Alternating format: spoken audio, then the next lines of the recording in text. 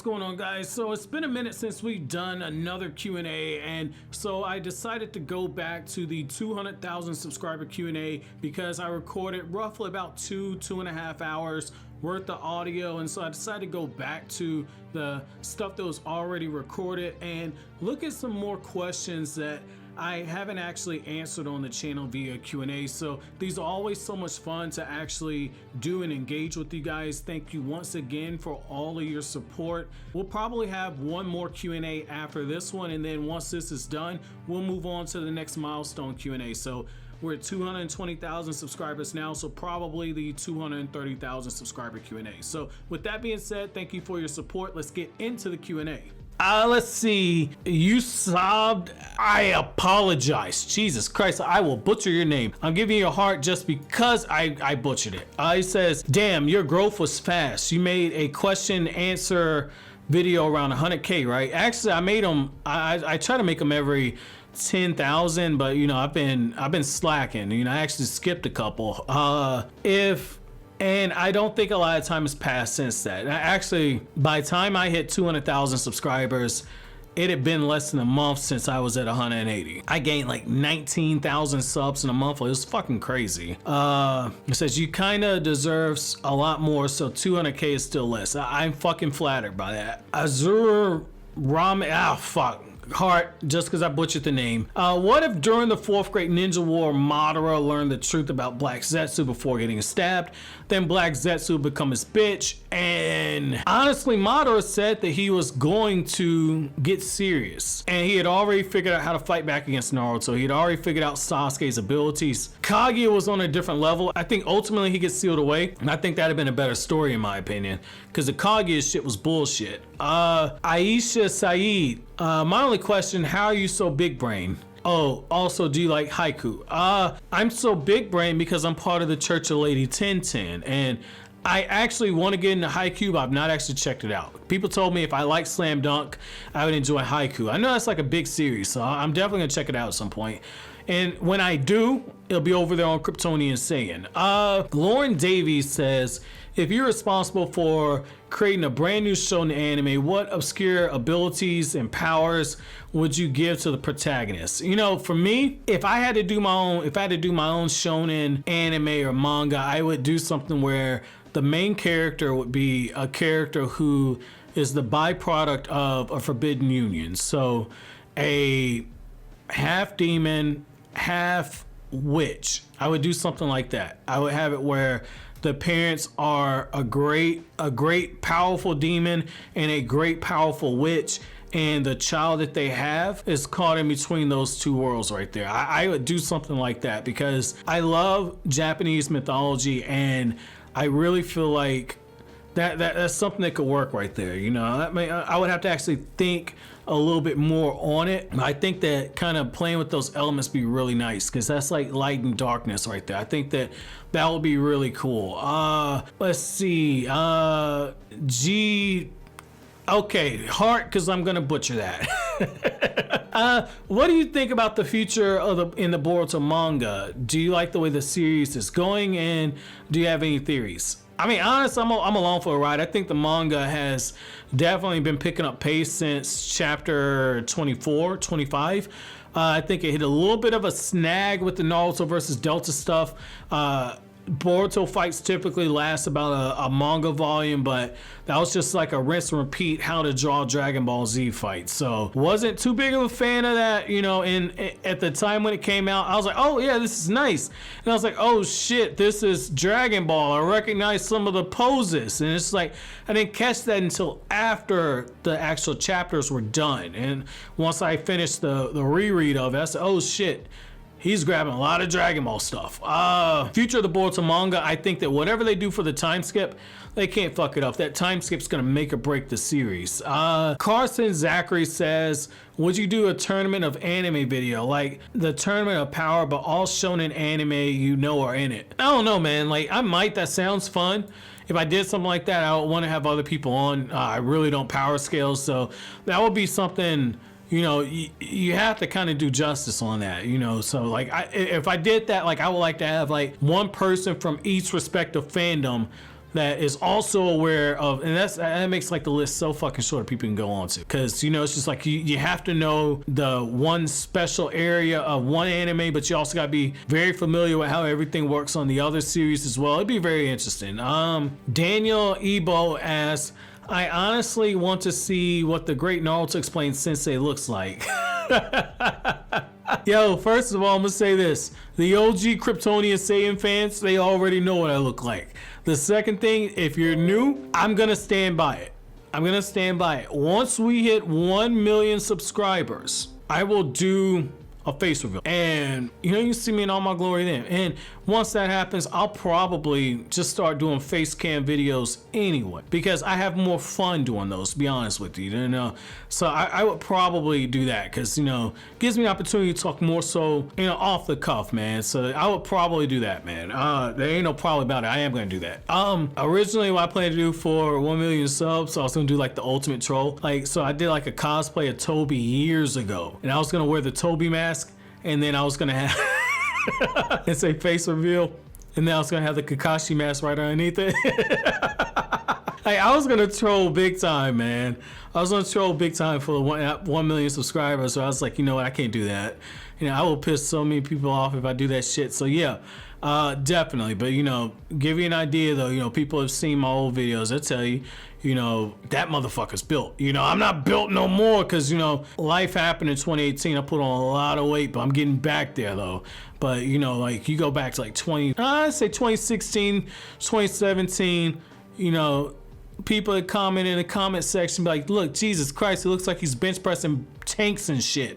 Looks like he played for the New York Giants. Like, I was pretty big, man.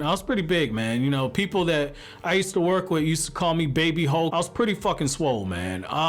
Let's see. Leonardo Thompson says, when do you think we're gonna see Moegi's Wood release? You know, honestly, with how Boruto does on pacing, it'll be forever. Now, I hate giving an answer like that, but that's the honest to God truth. Let's see, the differences between the Akatsuki and Kara. So, very short and to the point, the main differences with Akatsuki and Kara is that the Akatsuki, they're mercenaries that could be hired out by the 5 great nations.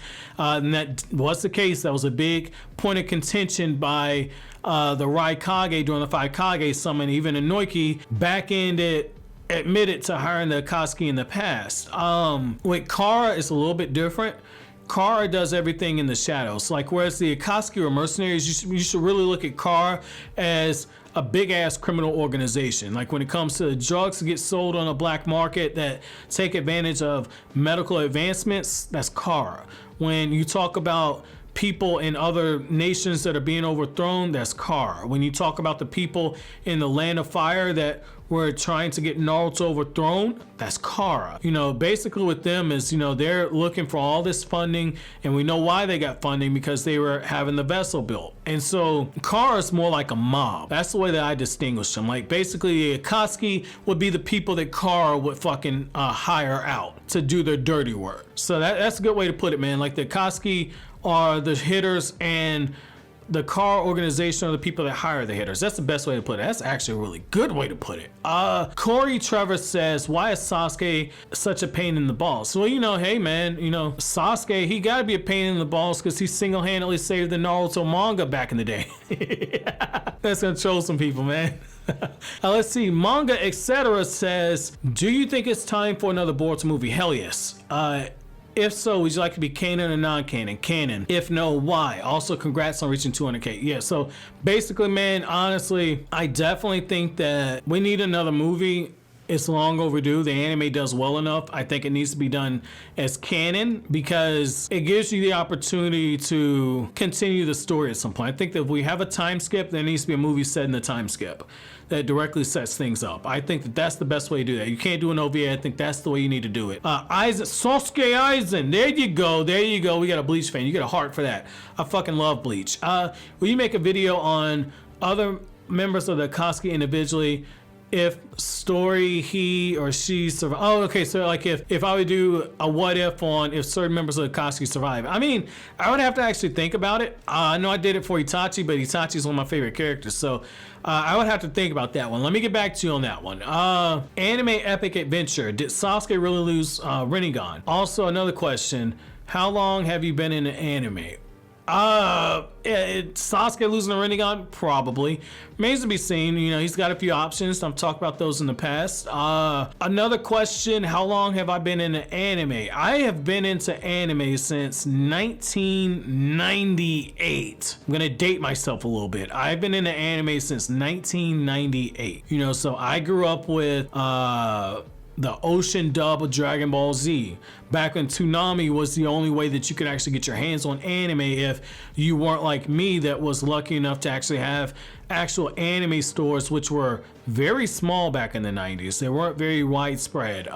You couldn't experience the series from the very beginning. You were at the mercy of whatever the fuck they had. You know, on some real shit, man, you know, anime saved my fucking life. And you know, I'm not gonna go super onto the deep end. The thing I'm gonna tell you is that I've done a lot of bad things. I was not a good person. I have crossed a lot of moral lines and I've impacted lives in ways that it keeps me up at night. I've seen people killed. You know, when you see a dead body after somebody's been shot and you see the eyes wide open, it's something you never forget, and you never forget the smell, burnt the flesh after somebody's been lit up. You never forget stuff like that, man. You know, anime saved my life in the sense that I had a cousin that went to jail trying to clean up a mess that I got into. And, you know, the irony for me is I didn't have to do a lot of stuff that I did. You know, I just, for reasons that I might talk about in another video on a separate channel, because I don't know if you guys want me to get super personal on that, but you know, I had a cousin that did a 12-year bid because he cleaned up a mess of stuff that I got into, some beef that I started up, and essentially I got taken to see him in jail, and he told me, man, if you continue on this path, you're gonna end up here or you're gonna end up dead. You're too smart, you got way too much potential. You know, when I allowed you to start doing these things that you're doing, I did it because I thought that you needed a little extra money for some sneakers and stuff. You know, you probably didn't want to ask your mom for it. You know, my cousins grew up in extreme poverty, so you know, for them, the things that they did, that was the only option. For me, it was optional. And I gravitated towards anime and manga even harder in the early 2000s because of what happened with my cousin. And so series like Kenshin, that's why Kenshin is my favorite series, because that's a story of redemption. I can relate to a Kenshin Himura that has crossed some of the deepest lines that a human being should never cross, in the way that you struggle with that stuff. And so for me, anime saved my life in the sense that anime kept me centered and it gave me something to believe in and something to give myself hope to see those characters overcome some of the things that they've gone through. You know, that's why I'm so chill now. You know, when you've had real beef, when you've seen people get killed because somebody scuffed up somebody's shoes, or because somebody came into somebody else's space and did things they weren't supposed to, or because you doing some type of job and something goes wrong and somebody gets killed. I mean, it's one of those things where you don't get caught up in all this internet back and forth bullshit. That's why you don't see me pop up in a lot of scuffles and dramas, because I ain't got time for that shit, man. I've seen real beef. I ain't got time for that bullshit. You know, anime saved my life, man, and you know, I get an opportunity to talk anime with you guys. It's something I fucking cherish, because if my cousin did not talk to me when he was in jail. As always, guys, if you like anything I had to say, don't forget to comment, rate, subscribe, and share. Thank you so much for watching to the end. Have an awesome day, guys.